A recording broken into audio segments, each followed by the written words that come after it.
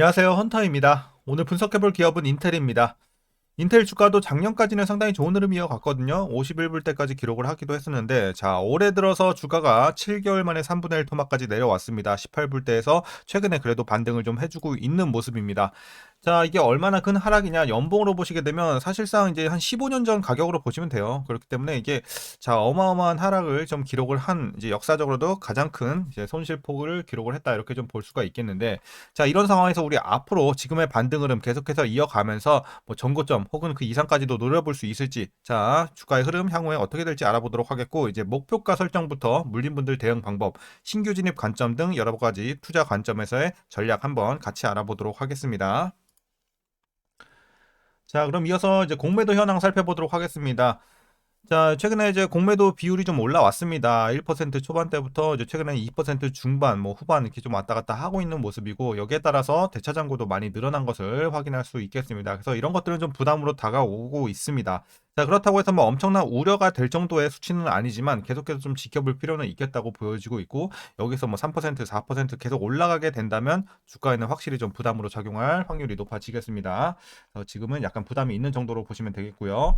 자, 그럼 이어서 재무제표 분석 시작해 보도록 하겠습니다.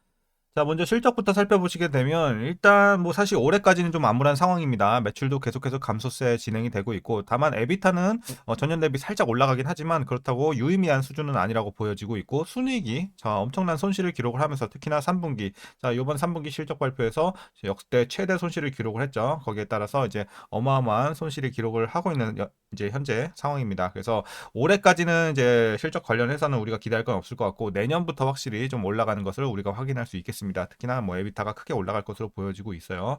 자, 그래서 실적 개선에서는 이제 연간 기준으로는 내년부터 기대를 해보면 되겠고, 그럼 분기별로는 언제부터 기대를 해보냐? 자, 일단 예상치로는 4분기부터 좀 크게 개선이 될 것으로 보여지고 있습니다.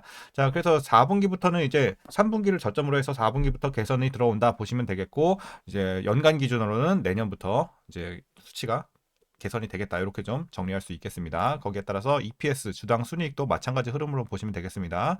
자, 올해까지는 마이너스 폭이 길어지면서 내년부터 플러스 전환 반등 이어질 것으로 보여집니다. 자, 이어서 이제 자, 배당 먼저 볼게요. 배당. 자, 0.13불씩 계속해서 배당을 분기별로 해 왔고요. 다만 이제 최근에 지난 8월에 공시가 나왔죠. 자, 이번 4분기에는 배당이 좀 힘들 것 같다라고 이제 발표를 했습니다. 실적 악화에 따라서 어쨌든 배당은 일단 4분기에는 우리가 기대를 해볼 수 없기 때문에, 만약에 0.13씩 계속 배당을 했다면, 자, 배당 수익률은 연간 기준으로 1.91%가 나오거든요. 하지만 이제 이거보다 좀 적어지겠죠. 4분기에는 배당을 기대할 수 없겠습니다. 그래서 그리고 좀 참고하시면 되겠습니다. 자, 그리고 이어서 부채 비율 살펴보도록 하겠습니다.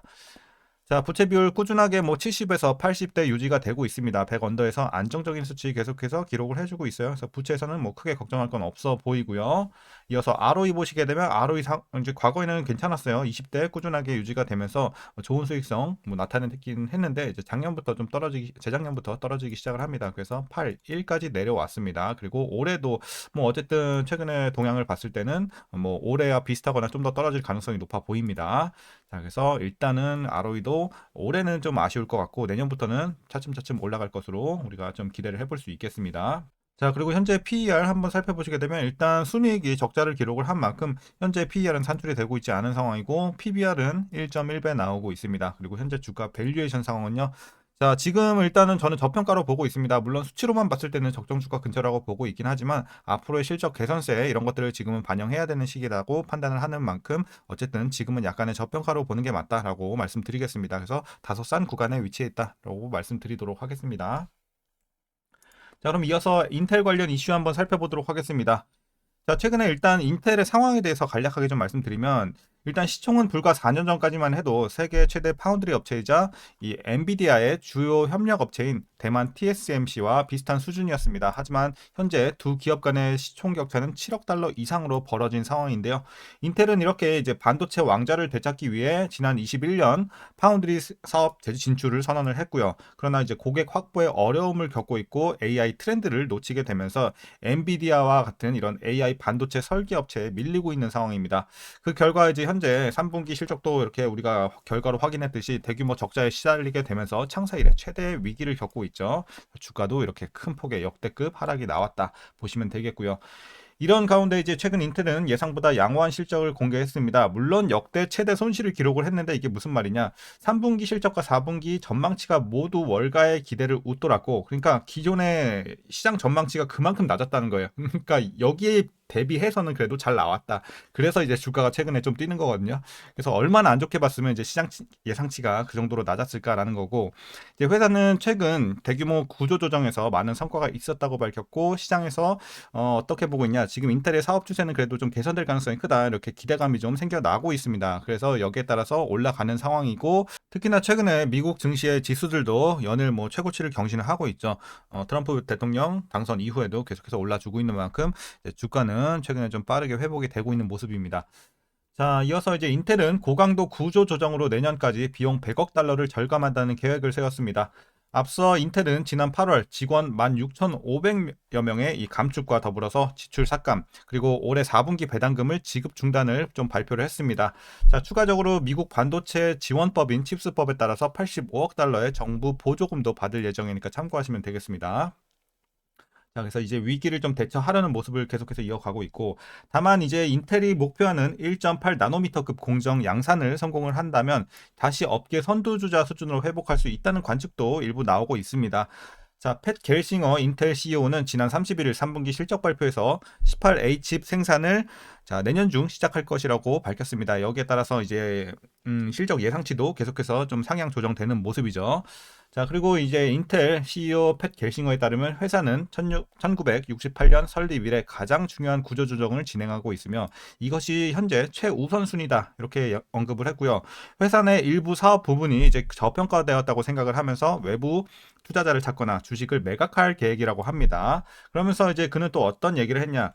인텔 주요 자회사인 알테라의 지분 매각은 내년 초까지 마무리할 계획이고 3분기에 출시한 이 인텔의 AI 가속기 가우디의 판매 속도가 예상보다 더뎌서 올해 매출 목표인 5억 달러를 달성하지는 못할 것이라고 밝혔습니다. 이런 부분 좀 아쉽겠습니다.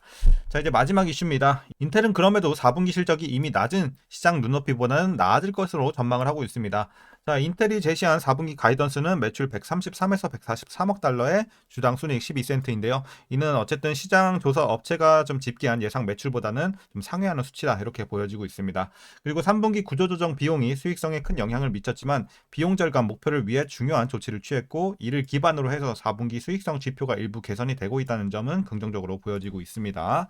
그래서 이제 저점을 좀 지나가는 시기로 보시면 되겠고 이제 최근의 이슈는 이렇게 좀 정리하겠습니다. 물론 지금 악재가 많이 들이온 건 사실이나 앞으로의 개선될 만한 재료 이런 것들을 우리가 좀 확인할 수 있었기 때문에 이런 부분은 좀 긍정적으로 볼 수 있겠습니다. 그럼 이제 마지막으로 여러분들 투자 전략 설명드리면서 영상 마무리하도록 하겠습니다. 자, 먼저 신규 진입 관점입니다. 지금 들어가도 괜찮은 이제 저가 매수의 기회로 여전히 볼 수가 있을까? 물론 이제 18불, 뭐 여기 10 후반대, 20 초반대에서 들어가신 분들 상당히 뭐 괜찮은 가격대에 들어갔다고 판단을 합니다. 다만 지금은 뭐 들어갈 수는 있지만 메리트가 막 엄청 크다. 그 정도까지의 느낌은 아니에요. 그래서 제가 봤을 때 신규 진입, 물론 긴 관점에서는 들어가도 여전히 괜찮다고는 보고 있지만 우리가 항상 쌀 때 들어가는 게 가장 우리가 주식에서 기본 원칙이기 때문에 제가 봤을 때는 여기서 매물이 조금 나와주는 걸 기대해 봤다가 약간 조정이 나왔을 때 들어가는 게 현명할 것으로 보여지고 있습니다.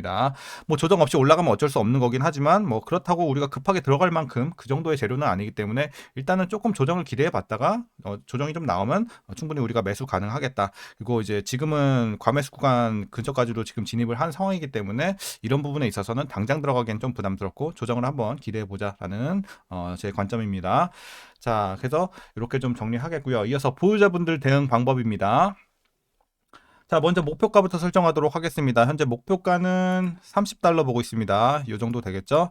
자, 그래서 뭐 물론 이제 전망은 괜찮게 일단은 나와주고 있긴 하지만 지금 뭐 회사 위기가 온 거는 사실이기 때문에 아직은 조금 보수적으로 볼 수밖에 없다는 입장에서 30불 제시하도록 하겠고 이제 내년 가면서 개선되고 있다는 내용 그리고 새로운 또 호재들이 들어와 준다면 충분히 목표 주가도 상향 가능성이 있겠지만 일단 지금 재료로서는 30불 조금 보수적으로 말씀드리겠습니다.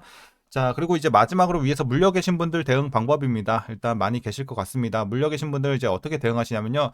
가능하시다면 30불 밑에만 좀 안착시키면 제가 봤을 때 큰 문제는 없다고 봅니다. 그래서 여러분들 평단이 30불 밑으로만 좀 맞춰주시고 보유해 나가시는 전략 내년까지 꾸준하게 좀 가져가시면 좋을 것 같고, 일단 뭐 너무 고점에서 물려서 30불까지 절대 못 빼겠다 하시는 분들은 그 근처라도 좀 내리는 노력을 해 주시길 바라겠습니다. 어디라고 제가 표시는 안 하겠지만 30불 근처라도 최대한 좀 맞춰주시면 좋을 것 같습니다. 다만 시간이 좀 더 걸리겠죠.